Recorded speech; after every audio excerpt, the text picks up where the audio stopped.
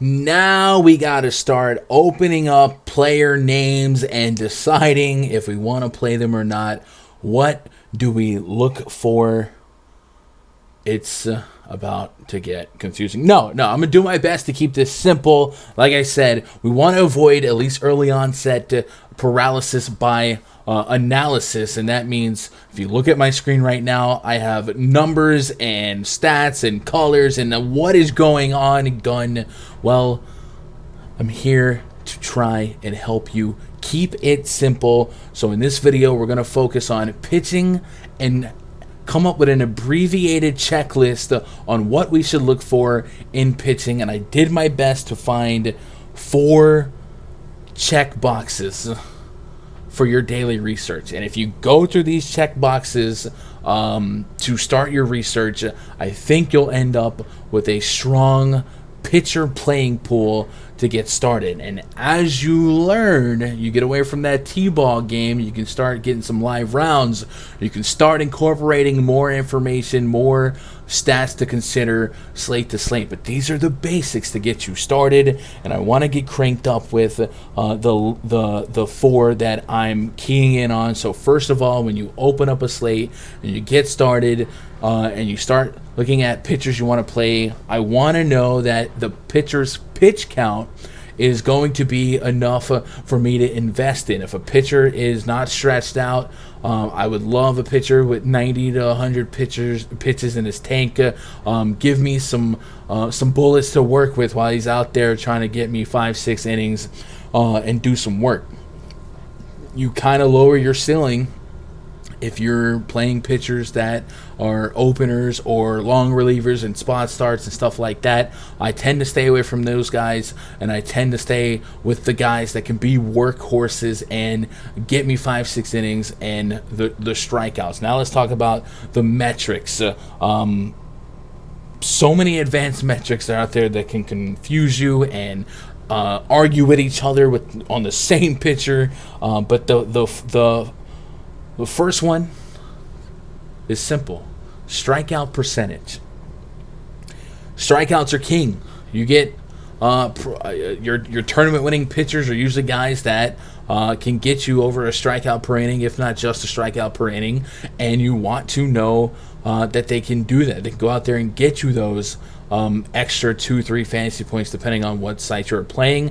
And as they're getting their outs, those outs are more valuable and more lucrative, and you start rising. So K percentage is important.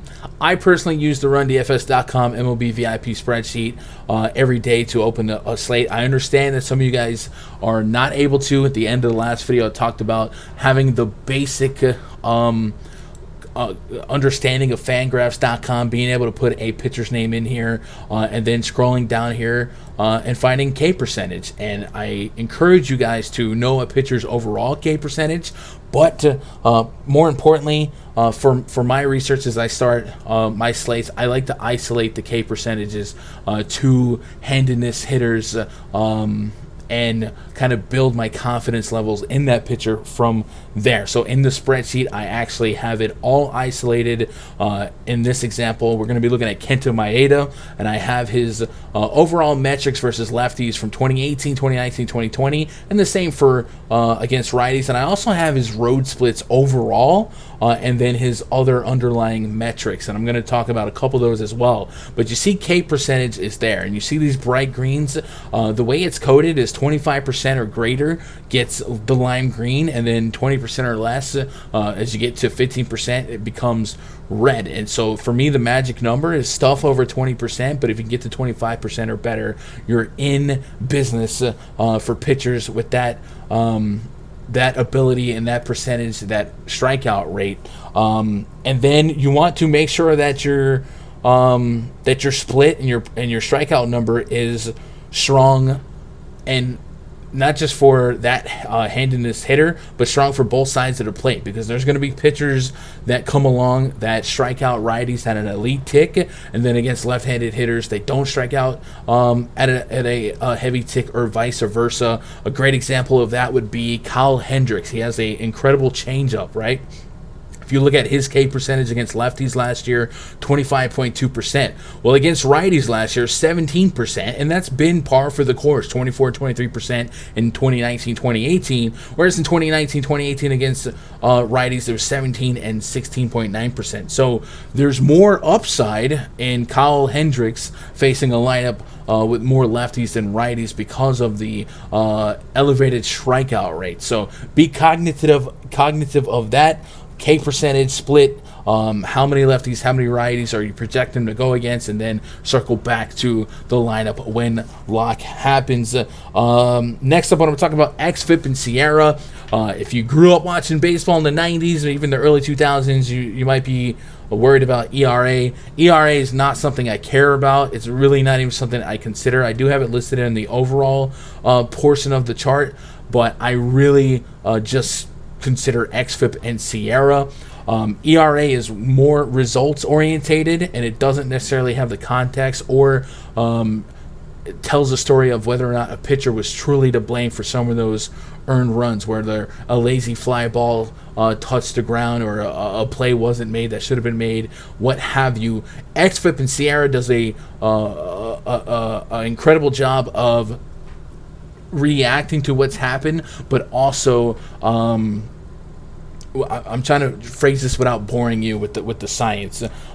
It's a way to quantify a pitcher's performance and kind of predict how they'll perform in the future. So not to an exact science, but the easiest way to think about XFIP and Sierra is, what do you think a great ERA is? 3 or less? Well, XFIP and Sierra, if you can get to 3 or less, maybe 3.5 or less, you're cooking with peanut oil. So I do like, I do use XFIP and Sierra. So right now, if you are starting a slate and you're looking at pitch count, K percentage to lefties and righties, and then XFIP and Sierra, you could probably get away with just that from the low end without diving into Vegas favorites and park factors and stuff like that. That'll get you started to a strong couple of options. And then to tack on to those stats, I do look at walk percentage, which in my spreadsheet is listed as BB percentage based on balls.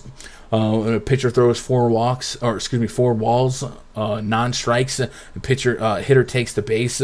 Reason that's important to me: 1, it's wasting pitches in my pitch count. 2, it's creating traffic. Pitcher has to come out of the wind up and pitch out of the stretch. 3, it puts a larger risk at earned runs if what could have been a solo shot becomes a 1 or 2 run shot because of walks. But like I said, most importantly, it's wasting pitches and it's wasting the upside. So I like to target guys that don't put themselves in jams, don't give themselves unnecessary stress pitches. And in this example, Kyle Hendricks throws a lot of strikes, incredibly low walk percentage.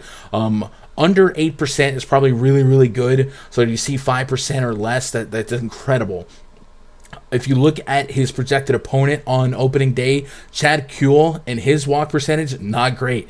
15.8% in 2020 against lefties, 13.2% against righties. So stuff over 10% is alarming, and that creates the propensity for the big inning to happen. You know, a single, and then he's pitching out of the stretch, and then he walks run, and all of a sudden we got 2 on, no outs, and we start getting stacks to start. So it is something to research, to attack, but it is something to be cognitive of the pitchers that you play. And we want to stay away from those high walk guys. Secondly, ground ball percentage. I like high ground ball rates, right? Because you don't see many ground balls turn into home runs, and ground balls on the ground can also help erase a runner on first, creating the double play. Now, ground balls are going to have a higher BABIP because it isn't playing. You got to field and you got to field those rockets to short, to third base, what have you. But I do like ground ball pitchers, especially ground ball pitchers that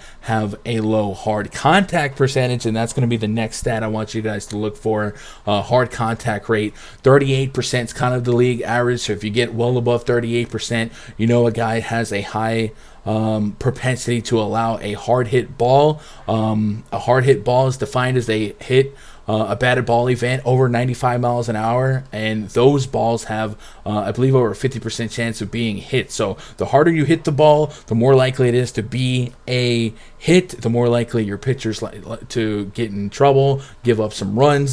So it's all easy to understand. So that's it. Those are the stats. I know I just gave you a lot in a little bit of a time, but to recap, pitch count, can my guy throw 90, 100 pitches? 2K percentage to lefties and righties. How many lefties, how many righties am I expecting to face? Can my guy handle his business?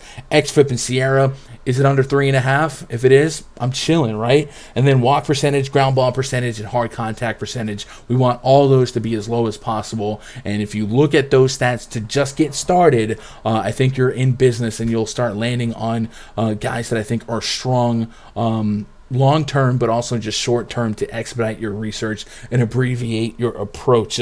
I do want to emphasize to avoid results orientated stats in baseball and stay away from the more primitive stuff. Earned run average is very primitive and is borderline useless in my opinion, because it doesn't really explain if there was luck involved, if there was wind involved, there was just, crazy bad of that game.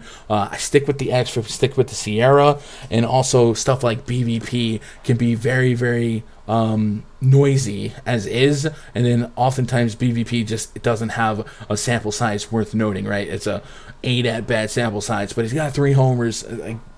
Stay away from that early on, both for the hitter and the pitcher. You'll see a lot of people tout pitchers because they've dominated a team in the past.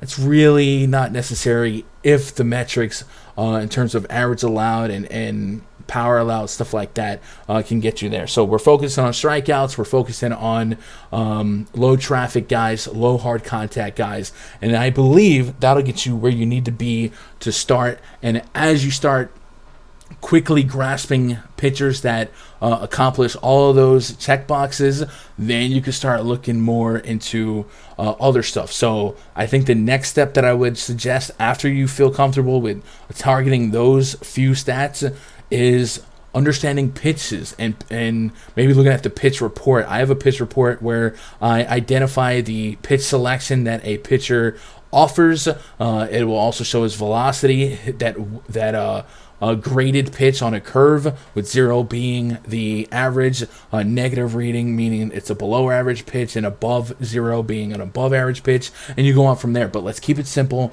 and stick with the first 10-11 minutes of this video. If you have any questions about what I talked about, or if you have any suggestions, you're a veteran MLB DFS player, leave a comment below. And we want more players to play. We want more people to play DFS. So if you got some sound advice for this topic, drop it in the comments.